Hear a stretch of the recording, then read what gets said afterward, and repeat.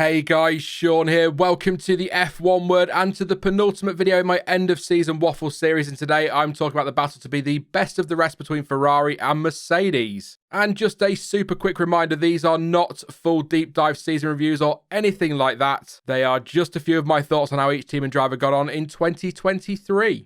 Right then, let's get on with it, and I'll start today with Ferrari. Now, on paper, P3 in the standings doesn't look great, but the team did seem to improve in a number of areas this year. The car was more reliable than we saw in 2022. There weren't quite as many strategy blunders, although they were still there at times. And the one-lap pace was quite often extremely strong, as shown by the 7 pole positions they managed to pick up this season. They were also only 3 points off Mercedes in the battle for second in the Constructors' Championship, a gap they closed with the help of 4 podiums in the final 5 races. They were also the only team other than Red Bull to pick up a win in 2023 thanks to Carlos Sainz and his excellent drive in Singapore. So I would say it's not been awful from Ferrari, it's just not been spectacular.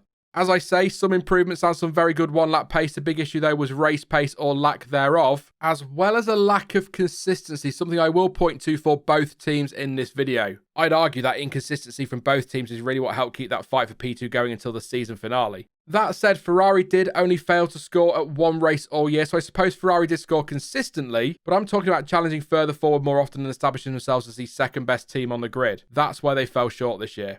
Looking at the numbers, the first half of the season wasn't anything special with just 2 podiums and a single pole position, but in the final 11 races, or the second half of the season if you prefer, they improved quite a lot with 7 podiums, including that win in Singapore, 6 poles, and only failed to make the top 5 with at least 1 car once. That really was a good run of point scoring that opened that battle up with Mercedes late on. It was also Fred Vasseur's first season with the team, and although not totally horrific, looking at Ferrari's 2020 season as an example of what is horrific for the team, 2023 just wasn't really a season to write home about. He has made changes behind the scenes, and 2024 will be his first year at the helm working with the car he oversaw the development of, so I actually think next season is the big test for him, and it's going to be really interesting to see if he can steer that team towards challenging right at the very front once again, assuming he's given the time he will need to do that, of course.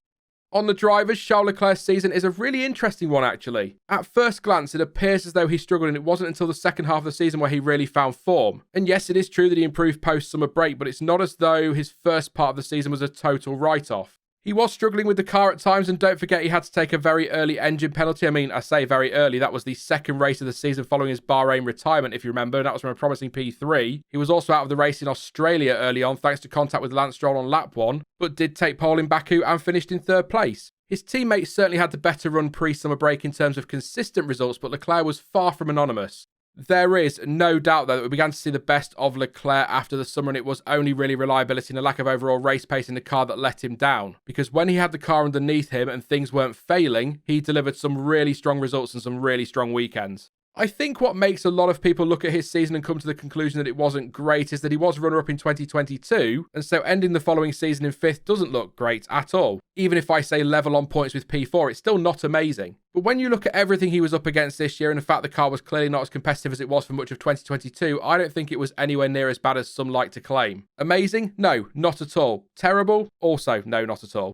I would say it was overall a pretty good season for him and possibly a little bit underrated, which I guess is a short way of saying everything I've just waffled on about, but anyway. The numbers sort of prove that too. He beat his teammate in the head-to-heads, had an average qualifying position of 4.45, an average race finish of 4.88, and scored 206 points to claim P5 in the standings. He also picked up 5 pole positions, 6 podiums, and averaged more than 8 points per race. I don't think that's bad at all. The funny thing is, I actually think Carlos Sainz this season was a little bit underrated too, or at least his performances seemed to fly under the radar at times. Yeah, he was beaten by his teammate over the course of the season. There were some pretty costly errors and difficult weekends thrown in there. Thinking about the restart incident with Alonso in Australia and the weird finale in Abu Dhabi where he was aiming to seal P4 in the standings, but was nowhere near on the pace and wasn't helped by his crash in practice or by the team's goal hanging or safety car hanging strategy. But he also had some excellent phases where he picked up some really strong results, including a top 5 finish at 4 races out of 5 between Baku and Canada, and only failed to score twice pre-summer break thanks to that penalty in Melbourne and the contact with Piastri at Spa. Much like his teammate, his post-summer break form was strong, at least initially. Both drivers, of course, helped by the team's big floor update.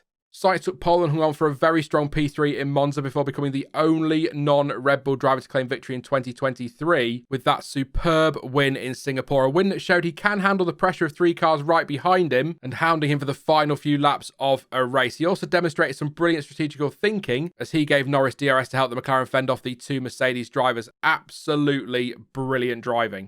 Things did tail off towards the end of the season a little bit for one reason or another, and he was actually clearly second best to Leclerc. So a disappointing end to the year for Sainz, but overall I think his season was okay. It's just a shame we didn't get to see more of the Carlos we saw immediately after summer break, because that was some impressive driving.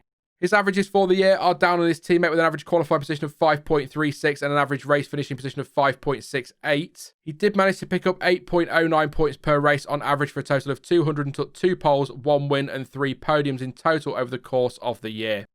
Moving on to Mercedes, and as already touched on, they are another team who suffered with a lack of consistency in 2023. I know, as some of you have pointed out in the past, that P2 in the standings is not the goal for Mercedes, and anything less than victory and title success is seen as a failure. However, it's not been a completely terrible season for the team in the sense that second in the championship was the best anyone could have hoped for, given the record-breaking dominance of Red Bull, and the fact they accepted a new philosophy was needed for next year's car and changes were made during the season to reflect that. So I guess what I'm saying is progress is being made, although work still needs to be done to ensure the W15 doesn't suffer with the same setup diva issues as the W14. The reality on paper, though, is that this year was worse than last year in terms of points and in terms of podiums, although they were a place better off than in 2022. But it could be argued that the inconsistency of their rivals helped them take the runners-up spot. I don't like that, though, because whilst absolutely correct, Mercedes was the least inconsistent and did the better job over the course of the season to secure P2 and should get the credit for that.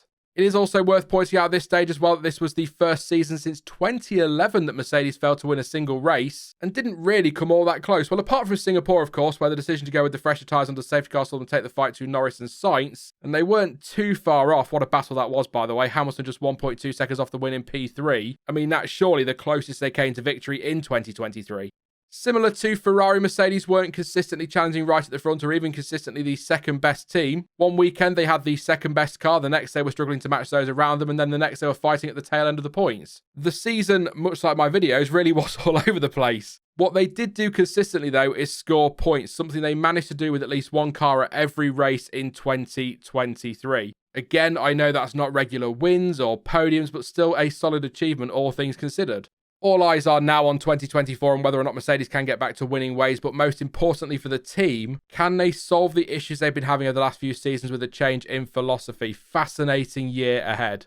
Lewis Hamilton's 2023 was an up and down one, more so because of the difficulties with the car than anything else. Despite the inconsistencies of the W14, though, he finished inside the points at each of the opening 16 races and only failed to score in Qatar following that crash with his teammates and in Austin where he was disqualified from P2 due to plank wear. He did bounce back from that disappointment in Mexico, though, with second place, but endured a tough end of the season with a best result of P7 from the final 3 races. It was one of those seasons, a bit like 2022, actually, in the sense that when the car was capable of challenging, and by challenging I mean for P2, because, you know, Red Bull, he was able to pull out some very strong performances and results and wasn't all that far off capitalising on Perez's problems and taking P2 in the driver's standings, relatively speaking. He also managed a surprise pole position in Hungary, took 6 podiums over the course of the season and grabbed 4 fastest laps as well. The only thing missing for him for the second season in a row was a win. Got to be said that there were some sloppy moments, most notably that lap 1 turn 1 incident in Qatar and a couple of occasions where big contact was made with Piastri, for example. But I suppose the argument could be made that's sort of inevitable in a fight as close as the battle for P2 was for much of the season. But largely speaking, I don't think he did an awful lot wrong this year and was very much limited by the car itself. And as already sort of mentioned, it's going to be interesting to see what he can do if next year's car takes the step the team is hoping it will. Hamilton's averages for 2023 are, all things considered, okay. He averaged 6.36 in qualifying and 4.9 in the races. He managed to pick up 9.86 points per race on average and ended the year on 234 points and claimed third in the Drivers' Championship standings to go alongside those podiums and the pole position I mentioned a moment ago. And finally for this video is George Russell, and quite frankly one of my biggest disappointments of the season. He was so good in 2022 and I fully expected him to build on that in 2023, but he really didn't. And to be fair to him, he's been clear that this was, in his words, one of the worst seasons of my career in terms of results.